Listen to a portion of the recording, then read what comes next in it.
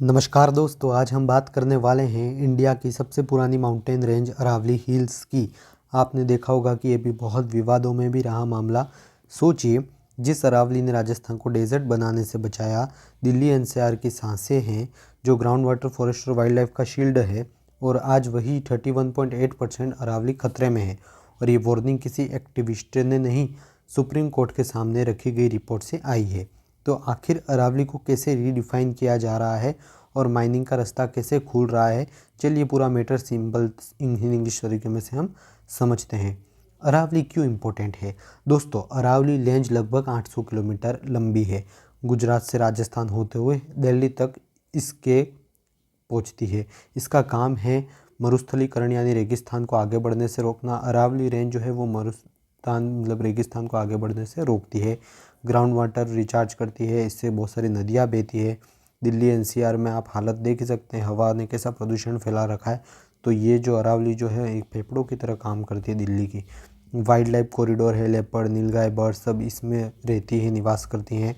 Experts कहते हैं अगर अरावली गई तो नॉर्थ इंडिया का क्लाइमेट कोलपास हो सकता है। अब बात करते हैं 31.8% अरावली जो है वो रिस्क में है। इसका मतलब क्या है? जनवरी 21, 2026 को द हिंदू न्यूज़पेपर की रिपोर्ट के अनुसार कंजर्वेशन ग्रुप्स ने सुप्रीम कोर्ट को बताया, नए क्लासिफिकेशन के बाद अरावली का 31.8% हिस्सा जो है वो रिस्क में आ जाएगा। ऐसा क्यों? क्योंकि अरावली को एक नया तरीके से रिडिफाइन किया गया जा रहा है, और जो हिल्स टेक्निकल डेफिनेशन के बाहर चली गई है, वहाँ माइनिंग और कंस्ट्रक्शन लीगल हो सकता है। सुप्रीम कोर्ट का ऑर्डर जो था वो 29 दिसंबर को आया था, जिसके अंदर सुप्रीम कोर्ट ऑफ इंडिया ने कहा था कोई नया माइनिंग लीज नहीं देंगे हमारे बिना, कोई रीन्यूड माइनिंग नहीं जाएगी। कोर्ट ने यह भी कहा है जब तक केस का लॉजिकल एंड नहीं होता तब तक कोई इरिवर्सिबल इकोलॉजिकल डैमेज नहीं होना चाहिए, मतलब नेचर पर परमानेंट डैमेज नहीं होगा।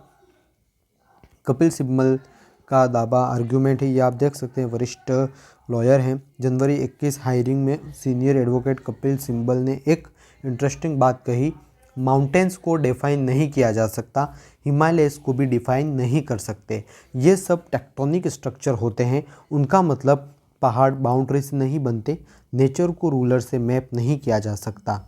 Chief justice BR Gavai Kant ने कहा, ये एडवाइजरियल केस नहीं है, सबके व्यूज़ वेलकम हैं। कोर्ट ने बोला एक कॉम्प्रहेंसिव साइंटिफिक नोट चाहिए। सस्टेनेबल माइनिंग या स्लो डिस्ट्रक्शन, कोर्ट ने कहा है कि हाई पावर्ड कमेटी का आइडिया रखा। कमेटी का काम है ये चेक करना कि रेगुलेटिंग माइनिंग सच में सेफ है या नहीं। जो एरियाज डेफिनेशन से बाहर हो गए हैं, क्या वहाँ माइनिंग से पूरी अरावली को नुकसान होगा? कोर्ट ने एक डेंजरस पॉइंट राइज किया है, अगर हम अरावली को सिर्फ 500 मीटर के क्लस्टर तक लिमिट कर दें तो बीच के एरियाज नॉन अरावली बन जाएंगे और फिर माइनिंग, ब्लास्टिंग, कंस्ट्रक्शन होगा। तो इसमें रिजल्ट ये होगा कि प्रोटेक्टेड एरिया भी इनडायरेक्टली डिस्ट्रॉय हो जाएगा। इकोलॉजिकल इंटीग्रिटी का सवाल है। सुप्रीम कोर्ट ने क्लियर कहा है डेफिनेशन साइंटिफिक होनी चाहिए, सिर्फ एडमिनिस्ट्रेशन कन्वीनियंस के लिए नहीं। कोर्ट ने वार्निंग दी है, हिल्स और हिल लॉक्स का प्रिसाइज जियोलॉजिकल स्टडी होना चाहिए, कॉन्टिग्यूअस टेराइन को इग्नोर करना चाहिए, स्ट्रक्चरल पैराडॉक्स क्रिएटेड करेंगे। सिंपल शब्दों में, अगर एक पहाड़ का सिर्फ आधा हिस्सा बचाया तो पूरा पहाड़ खतरे में आ सकता है। रियलिटी ऑन ग्राउंड ये है, रिपोर्ट्स कहती हैं अरावली हिल्स में मशीन की आवाज़ गूंज रही है, इलीगल और सेमी माइनिंग चल रही है, और अगर डेफिनेशन नैरो हुई तो ये आवाज़ और तेज़ होगी। दोस्तों, ये सिर्फ एक लीगल केस नहीं, ये फाइट है nature versus policy, short term profit versus long term survival, paper definition versus living ecosystem. Supreme court के रोल यहाँ क्रिटिकल है, और हम सिटीजन का भी, क्योंकि अरावली बची तो पानी बचेगा, हवा बचेगी, भविष्य बचेगा। अगर आपको लगता है अरावली को सिर्फ मैप पे नहीं ज़मीन पर भी बचाना चाहिए तो वीडियो को लाइक, शेयर और कमेंट में अपनी राय ज़रूर लिखें। मैं हूँ पारंगत सिंह चौहान, मिलता हूँ आपको नेक्स्ट वीडियो में, तब तक के लिए जय हिंद, सेव अरावली।